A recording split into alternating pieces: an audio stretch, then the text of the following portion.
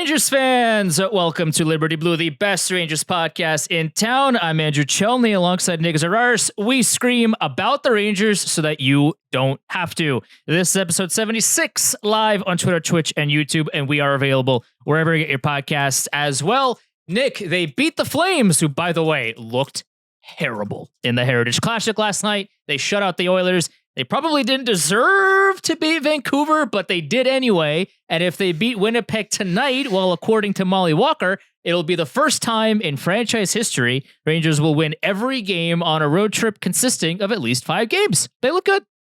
Hey, when you're a team that's been around since, there were 6 teams in the league and they played with wooden sticks and smoked cigarettes and had day jobs, that's an accomplishment. That's something to feel good about. In theory, this is, in a vacuum, the best the NHL has ever been. That will continue to be true the further into the future you go, because the worst player in the league is going to have to keep getting better to stay in the league. So to do that now, that's an accomplishment. That's something to feel good about, especially in respect to the thought that coming into the first month of the season, we assumed there would be more ugliness than this. And they've had moments where it's been a little clunky. There's the Nashville game, the Columbus game weren't great. They didn't play great against Vancouver, but they hung around just enough that their star players were able to steal them a game. Even getting to overtime alone in Vancouver felt kind of like an accomplishment based on how they played. A lot of penalties, and Vancouver's good. Vancouver has played really well to come out of the gate. So that's a game you feel good about, because it's very cliche. And I was talking about this with somebody as soon as the game ended on Saturday night, bleeding into Sunday morning. Good teams find ways to win those types of games. Bad teams find way to lose those close games. Teams that are right around that cut line, that second wild card, that first wild card, that's the type of game those teams lose. Those are the types of games that less talented teams with players who aren't as good as Shesterkin and Zibanejad and Kreider and Panarin, those types of teams lose that game. The Rangers star players delivered in a game. They didn't have their A. They probably didn't even have their B-plus game on Saturday night, and they still found a way to win. Kudos, great win. Good to see Zibanejad finally get on the sheet. It's been coming. It's going to come. A guy like him, like I said during the game, someone that good, if they're missing the net, they're not getting bounces, it'll come around eventually. And you tweeted this the other day as well, that Zibanejad's not scoring right now, but all these things. But as I replied to you, it's like, I would so much rather this happen now than in June. We have to think about it this way: like, the third line's not scoring a whole lot, the fourth line's not scoring a whole lot. That's not a secret, right? They've had their offensive struggles. I would much rather this be happening now, as opposed to come playoff time, they're not doing anything offensively. And here's the thing about that too, is that because they're not doing anything now offensively, Chris Drury is on high alert of like, okay, we're winning a bunch of games with our bottom 6 guys not putting up much on the score sheet. I need to now find a way to bolster this bottom 6 scoring wise come the deadline. He looks at the score sheet because he's probably not looking at the analytics. He'll look at the box score and see Blake Wheeler, another offer. He'll see Jimmy Vesey, another offer. He'll see whoever else is on the fourth line as an offer. Barclay Goodrow. When are you going to appear on the score sheet, Mr. Goodrow? But like, he sees all these guys and they're not contributing on the score sheet. Eventually, he's going to realize, this is an issue. We're winning games right now, but what would be a lot easier if the bottom 6 would score? That would put a lot of pressure off of everybody else, and then they're just going to keep winning because everyone's scoring. Like, I would so much rather this happen now as opposed to June. And you mentioned it, like, prior to the season, we were expecting to see growing pains. I was expecting to see maybe not quite the Marty Biron retirement game, but like, I was expecting to see something along the lines of those kinds of games where people didn't know their assignments, people didn't know what exactly they were expected to do on specific plays. This team just looks good. Like, players know where they're supposed to be, what they want to do, what they think they should be doing. I feel like there's a lot more cohesion now than there was under Gallant, and it looks like a team that has been together for a while, but now things are clicking. Saturday night was a good win. That was the type of win, like, when Miller scored, I actively stood up, pounded my chest, yelled out a "let's fucking go" and felt really good about, because they didn't deserve to win that game. No. But it was exciting. It was back and forth. There was a lot of opportunities for both teams. Both goalies played outstanding. And that's what's been very interesting so far about the Rangers. As you mentioned, they're kind of they're not scoring a ton, but they're controlling the puck for long stretches. They're in the offensive zone, and they're not doing a lot in the offensive zone yet. They're just chilling in the offensive zone, which fundamentally is okay. You don't have to do a lot every single time you get to the zone. There are going to be shifts where you don't get an offensive scoring chance, where it's just you sent the puck in, you pressured for a second, you peeled out, you went for a change, the other team regrouped, went back the other way. That happens. For the Rangers to get to that next tier of where everything is clicking, it's going to be more offense. And like we were talking about before in regards to Zibanejad, the fact that he isn't really putting the puck in the net yet, same thing with Kreider at 5-on-5, same thing with Kakko at 5-on-5. It's going to happen eventually because they are in the offensive zone so much. And because even if they aren't scoring a whole lot at 5-on-5, the power play is still doing their job. The defense has been actively good. This is not a case of the last couple of years where it's hold on for dear life and then our best players make plays and we find a way. The defense is actively good. They are not conceding dangerous scoring chances for the most part. They are doing a better job of passing guys off, communicating around the net front.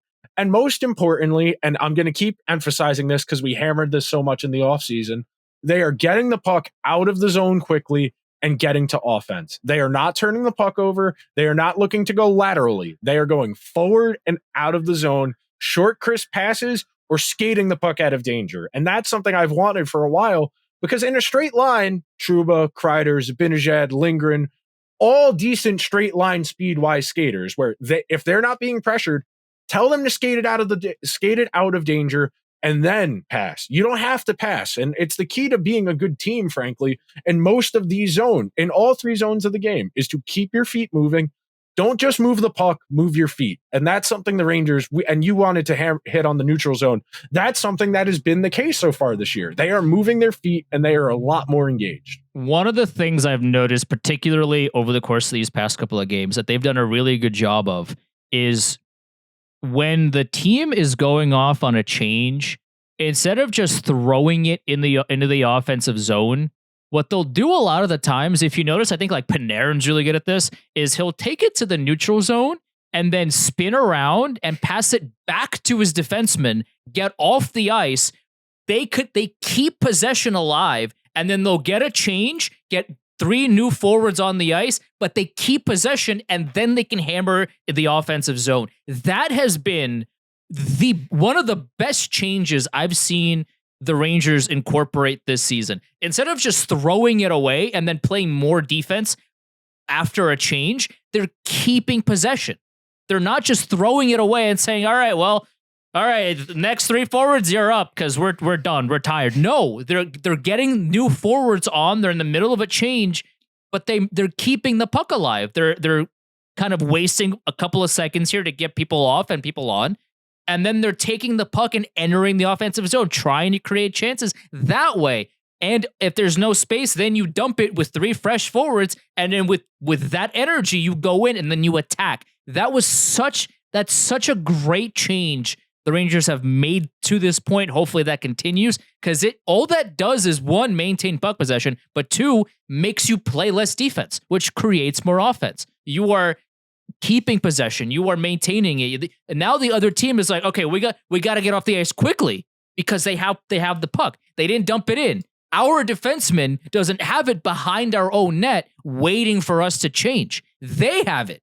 So we're under a lot of, I don't want to say a lot of stress, because the Rangers are changing too in that situation, but like, we're under a time limit. We got to get off as quickly as we can because we are not in control of what happens after people change.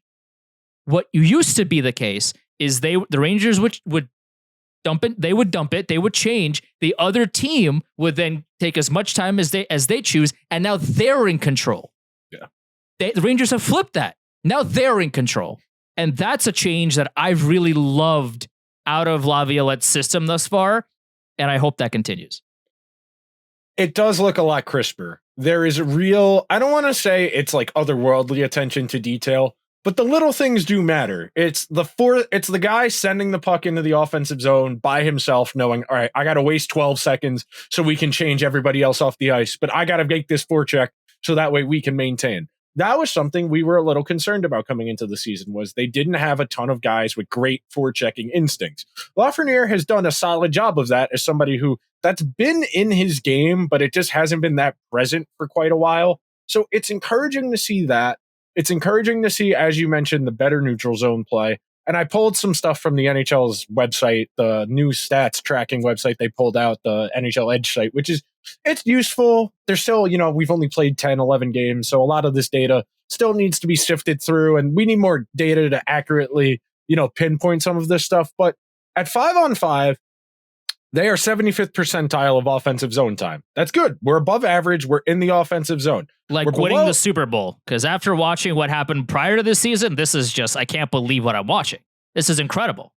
But the caveat to that is they're still below 50th percentile in scoring chances, which brings back to something we have known is true forever. The Rangers are a selective team. They are content with going to the offensive zone, cycling, and if the chance isn't there, they're not going to force it. They're going to keep overpassing until a point of frustration, frankly, but they are not going to they are not going to settle. They are trying to maximize every single offensive zone time, every bit of offensive zone time they get. And this is something Josh Califin and I always talk about, is they overchoose, which means that because they're not in the offensive zone as much in the past, now that they're in the offensive zone, maybe we can talk a little bit more about, hey, let's shoot a little bit more. But in the past, generally speaking, I was okay with as less offensive zone time, because typically speaking, when they got there, they were doing more with the average offensive zone time than other teams, because they were only getting to the offensive zone 40, 50 times a game as opposed to 55, 60 like some other teams. You knew the average scoring chance they created was going to be inherently more dangerous because they were going to take their time and wait for a good look. Now, we know they're still doing that, and they're in the offensive zone a little bit more. So there are levels to this. They are building themselves up to get to a place where we can really see something special at 5-on-5, and that's what we've been clamoring for, because as Saturday showed, as last Thursday showed, the power play's humming. Power play looks good. There's been lots of wrinkles and added dimensions. We're seeing more deflections this year, which, deflections are kind of tricky to, what's the word I'm looking for? Carry over. That's something that's tricky to replicate because, that requires a lot to go right. There's a lot of variables that go into a tip and play working, but it's worked for them. They've scored quite a few. I know Panarin's last week, Trocheck's off of Panarin's last week. Then against Vancouver, they got one. It's really encouraging that they are giving themselves multiple ways to play, something you've harped on a lot, that if Gallant's plan A didn't work, they didn't have a plan B. Now, at the very least, they have alternatives when things aren't working. Yeah, and I mean, I tweeted this, I think it was yesterday, and a lot of people with no followers have been angry at me for this, but like, Gerard Gallant, people love making revisionist history when it comes to the Rangers, especially like the Rangers made the Eastern Conference Final in the first year under Gerard Gallant. People love to forget that if Trouba didn't knock out Crosby and Louis Domingue wasn't the Penguin starter in the final games of that series, the Rangers do not win that series. They don't come, and even then, Crosby's out, Louis Domingue is in net, and it took for Panarin to score in an overtime of Game 7 for them to win that series. People love to forget that. Like that, the Penguins should have won the series very handily. They didn't. But like that's realistically what should have happened. And then they got blown out by the Devils in the first round last season. Like, yeah, there's a lot of regular season success that came under Gerard Gallant. But again, he didn't have a plan B. He never had a plan B. You can tell that. You could argue he didn't have a plan A. His plan A was to just hold on for dear life at 5-on-5 and just hope that Igor and the power play will do their jobs and for them to win. Like that was his entire plan. How do I know that's his entire plan? Because I watched every single Rangers game of both of Gallant's seasons. That was his only plan. You could tell that because they never practiced. They never practiced, so they never had a plan. And when you don't have a plan, you rely on your special teams and your best player in net to win you games. That is exactly what they did.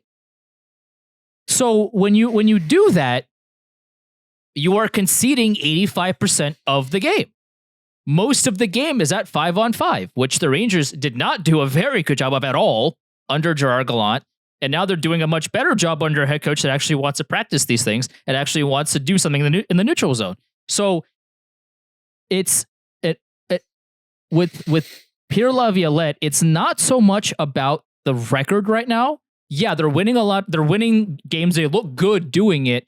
But my argument here is that Gerard Gallant won a lot of games, under when he was a Rangers coach.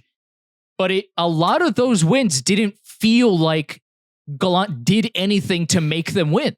That is why I'm so against Gerard Gallant as a coach of the New York Rangers, is because it never felt like, it's okay, Andrew. It's over. It's over. It's over. Not your fault, Andrew. It's not your fault. It is over. But people with no followers got mad at me because I tweeted that out, on Twitter. And it's just like, I'm not like, we joke sometimes that we're building the statue of Laviolette and all these things. Like we meme about that on social media, but it's only been 8 games. I'm not saying that Laviolette is going to deliver this team a Stanley Cup. It's regarding the actual structure of how this team plays. Under Gerard Gallant, they didn't have one. They just kind of hoped the refs would give them power plays, and then Kreider would score, or Zibanejad would score, or Panarin would pass 70 times until they banked one home, and that was that. Under Laviolette, there's actually some form of 5-on-5 offense. There's some sort of early cohesion. That is such a massive difference to what we've seen, and that's why, again, because we talked about this in the offseason, about how unsure we were of Laviolette and his ability to transform this team, because as we joked about, the last time he won the Stanley Cup was, in 360p. Like the HD TVs weren't really a thing back then. Like that's how long it's been. So we were unsure about, hey, this guy's been around a long time, has been bounced around, no success for a long time. Can he bring a winning culture to the Rangers? And through 8 games, they've won most of them, sure, but it's been off of the team structure. And how do you get structure? You coach it. You don't just get structure by not coaching. And that's kind of what we saw under Gerard Gallant, but I digress. It's always good when you can throw "but I digress" at the end of your point. It always feels good. You feel like you're doing talk radio, and you feel like you're doing talk radio somewhere in the Midwest, like you're an NPR host if you throw "I digress" at the end of your sentence. I mean, listen, it's the tweets have garnered traction on social media, and like I said, people with no followers and definitely real accounts have gotten mad at me for it. So surely they know better than me. Hey, I'm not saying I know everything and I'm so smart and I'm all this and all that. Yeah, I'm not. Listen, I'm not out here saying that like I'm the smartest person in the room. I'm not saying that like I know everything there is to know about the sport. But objectively, this you can't sit here and tell me that Gerard Gallant was the reason the Rangers made it to the conference final, and the reason Gerard Gallant, the reason that the Rangers won a lot of games those 2 years was because of the head coach, when he didn't do anything that would make them win games. In the 8 games that the Rangers have played this season, and there's 6 wins, you can pick and you can point to things that the Rangers are doing differently with a structure and say, okay, this is because of the coaching staff. They changed this, and because of that, they're scoring more and they're winning games. Like it's not hard to point out the differences early here. That's all I'm saying. It's very encouraging to start. And one last point, it's something else I wrote down because I felt like it supports one of the points we made earlier, that the offense is going to come. They're shooting 6% at 5-on-5. They will start to shoot better as Zibanejad starts to score. Zibanejad's like an 11, 12% shooter. That will move the Rangers team percentage up 1 or 2 percentage points. The goals will come. Everything to indicate that there is more room for improvement. That doesn't mean changing personnel. That doesn't actually mean fundamentally altering anything. And something else I wanted to talk about briefly, the fact that they've had coherent lines for 3 weeks now, I do think there is something to that. And these will not be the lines all season, barring something insane. That is a 99.99999 percentile outcome where the lines are so stable you don't need to change them at all. Probably first bad loss they have after this streak, you end up changing the lines around. But you see it. Lafreniere is playing the best hockey he's played since the playoffs 2 years ago, if not better. He is consistently involved. He is carrying the puck a lot more. He is taking the puck to the net. He is engaging defenders in one-on-ones and making them move. He is getting defenders to plant their feet, make a decision which way they want to go, getting them to move, and then using their leverage against them. He did it to Owen Power. He did it to Tyler Myers. He's done it to a series of solid defenders. Panarin is shooting more than, frankly, he has ever. I tweeted this during the game on Saturday. 3 more shots per 60 minutes of ice time than any other season in his career. That's really encouraging, and it's part of why Chytil and Lafreniere are playing so well, is they've got a guy who is a dangerous threat that other teams need to respect. Now, if you can get Zibanejad, Kreider, Kakko going, and we're only really talking about Blake Wheeler, like we said last week, if we're talking about the 9th forward, that's the biggest problem, we're in really good shape. And right now, the 9th forward is the only real talking point about the team, because the backup goalie's been good too. Quick has been really solid. He was great last Thursday night. That's right. He's making me eat my words. Like he looked terrible in preseason. I don't know. He had like an 800, not a 900. He was an 800. Brutal. He was not only was he conceding bad goals, like he was just flopping around. Like I don't know what he was doing for a lot of those attempts at stopping the puck. And then he got to the regular season, realized, oh yeah, maybe I shouldn't be doing that. And then he got a shutout, got like 1 goal against. Like, what is happening? Is like, Benoit Allaire has fixed and made so many goalies better, like so rapidly over the course of their careers in New York, that like I'm kind of afraid to ask at this point what he's doing. Like Jonathan Quick's turnaround from whatever happened last season to now to preseason to now is shocking. Like again, I want to keep pointing this out, that like when we talk about Jonathan Quick poorly or anybody poorly, we want them to be better. It's not like we like to talk negatively about people because we enjoy it, right? That's not the goal is for the Rangers to win all 82 games. We go 16-0 in the playoffs and everybody goes home happy. That's the ideal. That's not reality, but that's the ideal. So like when we point out things that could be better, or players that like, Blake Wheeler doesn't have a point in 8 games. Jonathan Quick coming into the season looked like he was done. Now all of a sudden, I mean, Blake Wheeler, no points.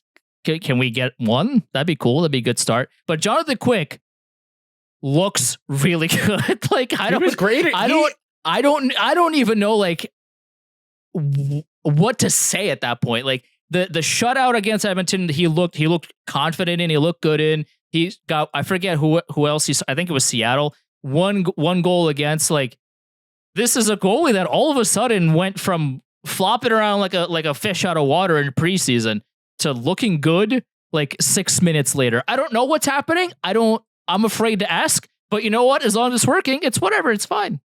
He was actively good in the Oilers game. Like he didn't have to do a lot in the game against the Kraken 2 weeks ago. He was actively good in the Oilers game. The Oilers had a lot of good chances and he made plays, and that's important that you can trust your backup goalie. That's a strong start. Because other than that, the only real gripes, I mean, the 4th line is getting caved in a ton, but they aren't conceding a lot against.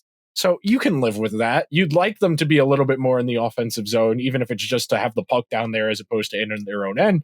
But they're blocking shots. They've been really aggressively blocking shots, and that's been team-wide. That's not just the 4th line. They are going to be dinged up to all hell with how aggressive they've been blocking shots. But as long as they're going to keep doing it, I mean, it's working. They are doing a really great job defensively. Like I was looking at the heat maps earlier.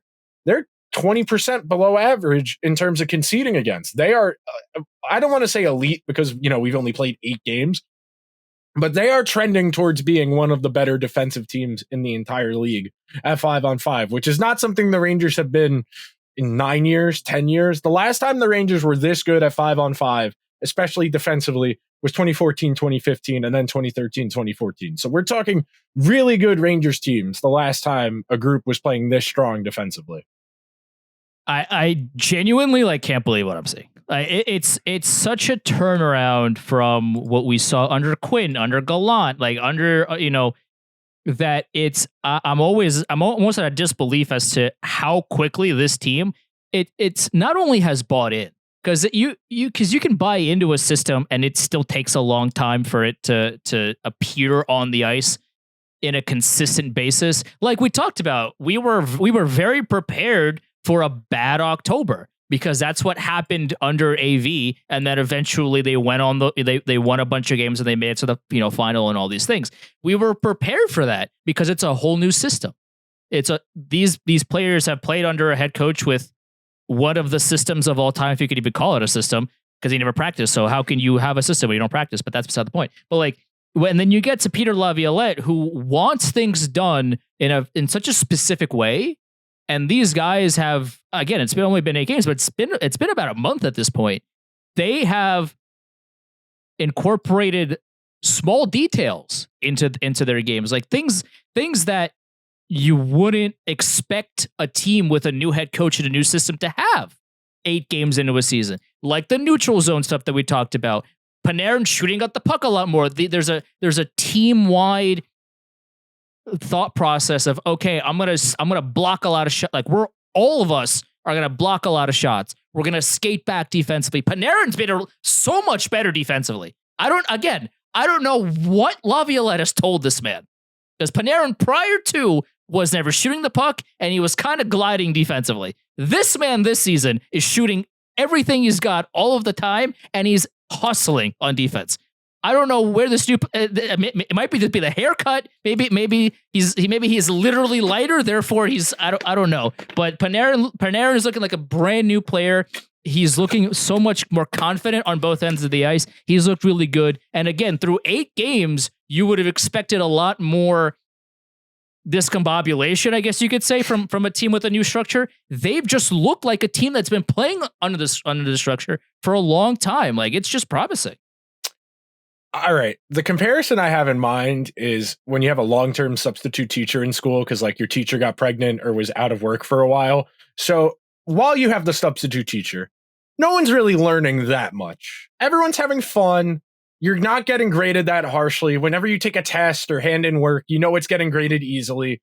You're not really learning anything though. You're there. You're not really that stressed out about it. But when your actual teacher comes back and you actually need to learn something so you don't end up failing the standardized tests or the finals at the end of the year, that's kind of where the Rangers are right now. Is they got by for 2 years with the long-term substitute teacher, where they didn't have to do a lot of work. They still got by. They got passing grades. They got graded easier than they probably should have. And then their teacher came back, looked around and went, "You guys are stupid. What happened to you while I was gone?" And that's what Peter Laviolette's been doing with them for the month he's had control. They just needed a little bit of structure. They needed somebody to keep them on the tracks and say, well, if you're in this situation, you do this. If you're in that type of situation, you do that. As opposed to do whatever you want. I'm just here to make sure nobody gets suspended from school for fighting. I'm just here to make sure nobody pulls the fire alarm, which is what they had the previous 2 years. I mean, I got a tweet a few minutes ago from at DJ NYCNY, and he said, like, you do win cups in October. We just went through the whole, oh yeah, we can't just flip the switch in the playoffs thing.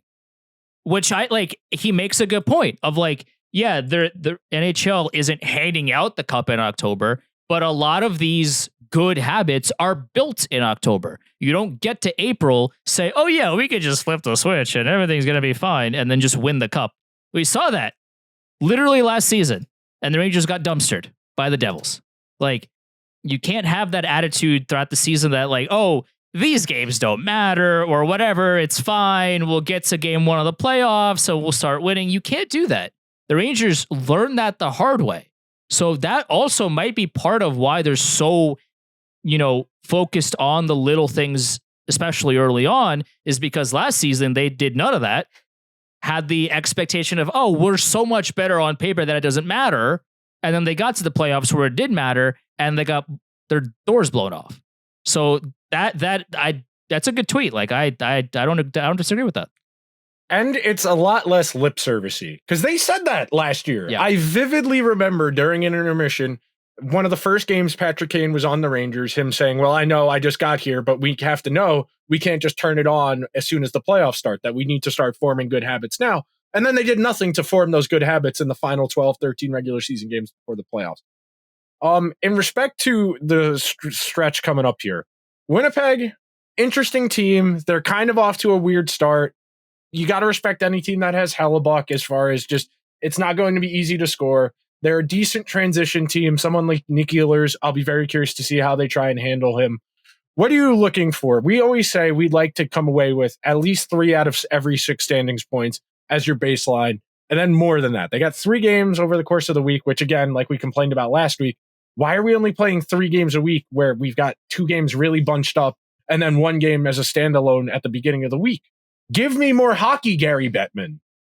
Yeah, I mean, they got Winnipeg tonight. They got Carolina on Thursday, and then they got Minnesota on Saturday. Minnesota, by the way, one of the strangest teams in the league right now. Like, they're conceding a lot of goals for some reason, even though like they should be good defensively. Like, that was part of this. That was part of the reason why they won so many games last season. I even drafted Phil because I said in my fantasy hockey league, and he's been destroying my team, and I don't like it. I don't appreciate it. I had a lot of faith in this man, and he is giving up a lot of goals, and I'm mad about it. All good. I'm mad about it, but I'm all good. But yeah, this like that's just a wild team. Haha, wild team. But like this is okay. All right, whatever. But against Winnipeg, Winnipeg is just a strangely built team where Hellebuck reportedly again wanted out. They didn't really know what to do with Scheifele. They didn't know what to do with Ehlers. They didn't know what to do with their core. Gave them contracts. Gave them long-term contracts. Hellebuck is essentially going to be a Jet for life now. Okay. Then what? You look at the rest of their team and you go, this is the team that gave Connor Hellebuck a lifetime contract. This is who they're putting around him. Like this screams like early 2010s Rangers, where they had Henrik Lundqvist, and that was kind of it. Scott Gomez and Wade Redden not moving the needle for you. Yeah, and Stu Bickle, they had him too. But like that is what this team reminds me of, which of course means that the Winnipeg Jets are going to score 9 goals tonight and dominate, and that'll be that. But like, I just want to see more of the same that we saw in recent games. I want to see structure. I want to see how they respond. Hey, we've won 4 games in a row. Let's make it 5. Let's keep the ball rolling. The one thing I don't want to see is them to kind of let off the gas pedal. Oh, we've won 4 in a row. We've got the structure down, so all good until March. I don't want to see that, right?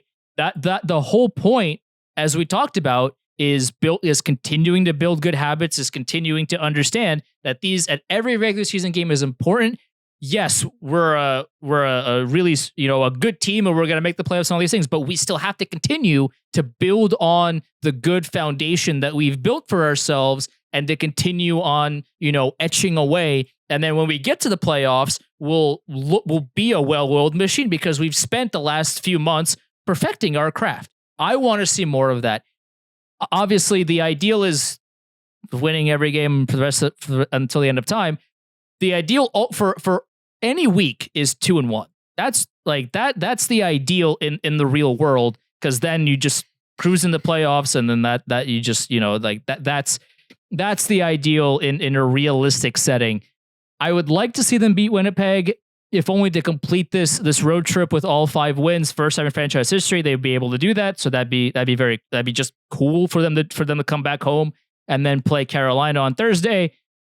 I just want to see more of the same. I want to see how they deal with, okay, we won 4 in a row, but now this is going to be a Winnipeg team that's hungry to win. They're at home. They want to continue to build on their end as well. But I just want to see how they respond to, we've won a bunch of games. Sure, cool. Let's keep doing that. I want that. That's what I want to see. What about you? Yeah, more of the same, continuing to build on good habits. Something I thought of while you were talking that I couldn't think of an answer. When was the last time the Rangers had somebody with Will Cooley's skill set? Because I am struggling to think of anybody who has kind of fit that bill other than Kreider like 10 years ago when he first came up. And that's really the only guy I could think of. The big, physical, really fast, likes to hit people. decent goal scoring touch, because he's made a real difference on this team. And he's been good enough that we're all kind of like, whatever, with Blake Wheeler being bad. That's how good Will Cooley's been, that he's totally eclipsing the fact he's playing with a guy on his line who's giving them nothing. He's looked really good. And remember when we had Sam Rosen on the show right before the season, he talked about how Will Cooley was a lot closer to making a team than Othman, and he liked Will Cooley's game. I mean, he foreshadowed it pretty damn well. Will Cooley's looked like an NHLer. He's looked completely like he's built for the moment. He's built like somebody that, is here to prove that he's going to stay here. And he's looked really good. He hasn't looked out of place. He's scored. I think he scored a couple of, at least one goal. I think he scored two maybe, but like he's looked good. He's somebody that is never afraid of getting into the dirty areas. He's controlling possession also, which I really like from him. Like he's just a player that looks like he's been in the league for a long time. When was the last time? When was the last time a Rangers forward that was making their debut actually looked good off rip? I cannot think of a forward the Rangers debuted that they looked comfortable right away. Derek Stepan had a hat trick in his debut. That might be the last one against Buffalo. And that was what, 2010? It was a long time ago. A hat trick. Yeah, I know he had a hat trick first game. I always use him whenever it's hat trick and Immaculate Grid or Puckpedia for the Rangers or Carolina, etc. But I'm struggling to think of another Rangers forward, at least, who's played off rip this good. Because like Adam Fox was this good out of the box. He was. They took him out of the box and he took the job from Trouba as the first pair right D within a month of being on the team. He was that good.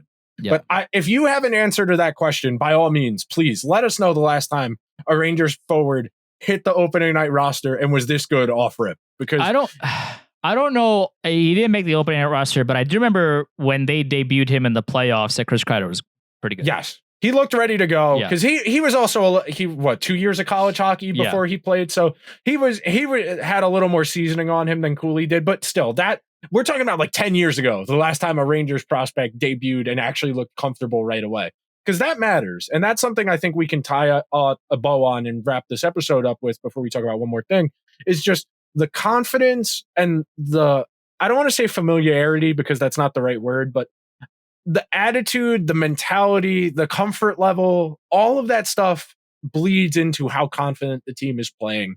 And that is having a real impact on guys like Kakko, like Lafreniere, like Will Cooley, that okay, we're playing really well and I'm a part of this. It is encouraging creative play. It is encouraging exciting play, frankly. And those two things aren't necessarily correlated. You can be a good team and not be exciting to watch. You think about some of the teams of recent history, but they are playing with a ton of confidence and it's making everybody better.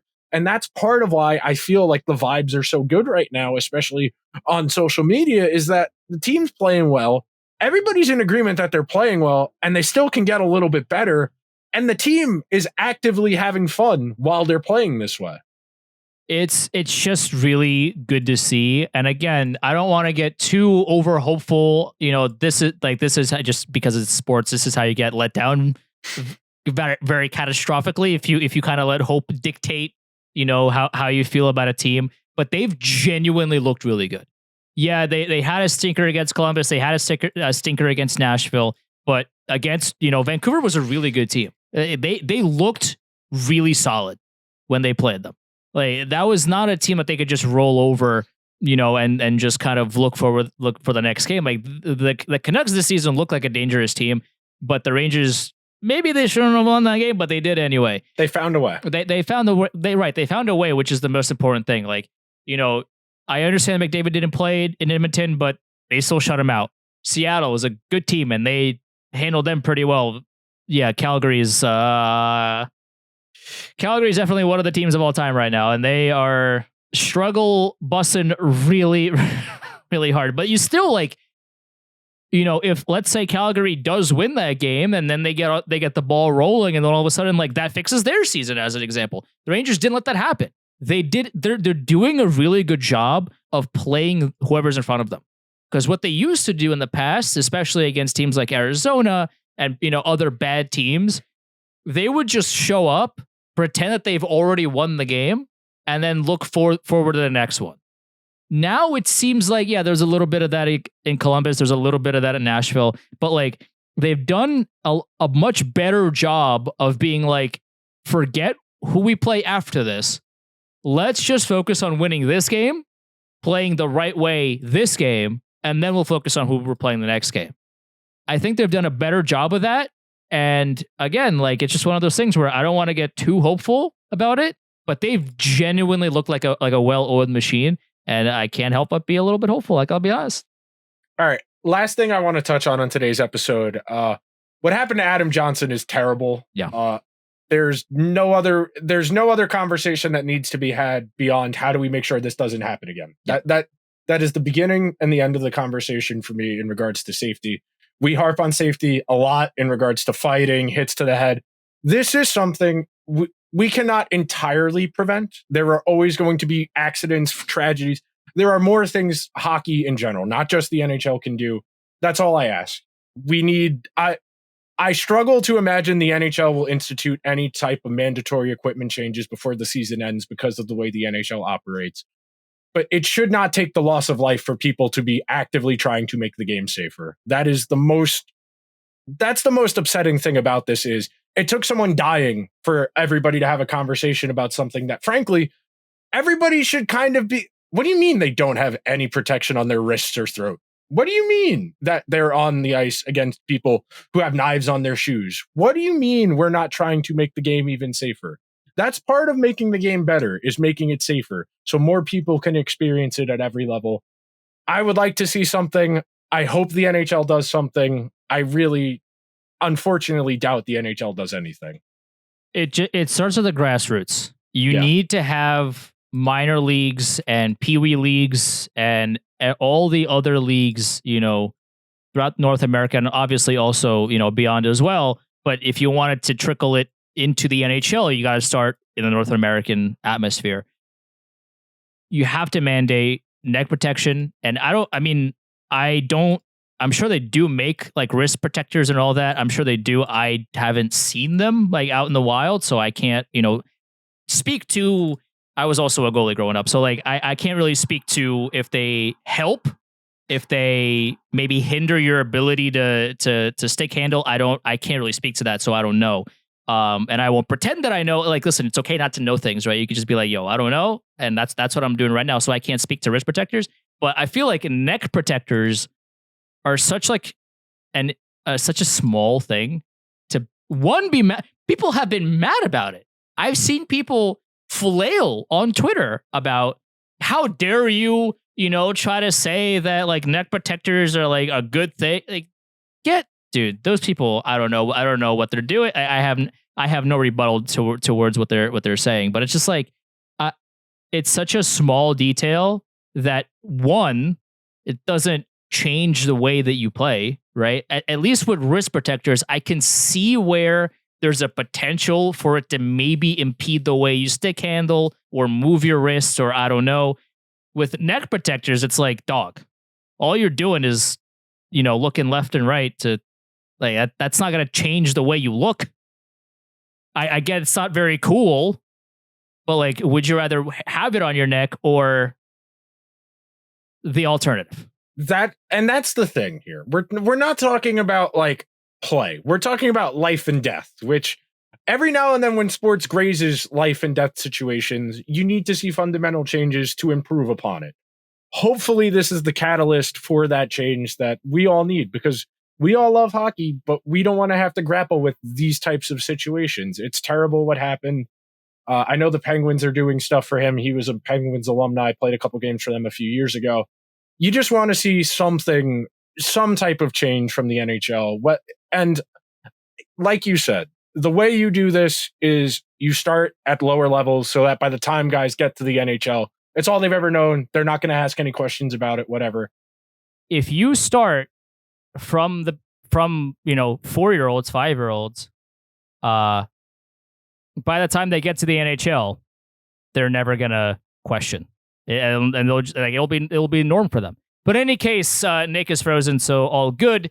For Nick Zararis, and I'm Andrew Chelney. This has been a Liberty Blue podcast. Really appreciate all y'all's time for stopping in and listening to us talk about the Rangers and the NHL at large. We will talk to you next week.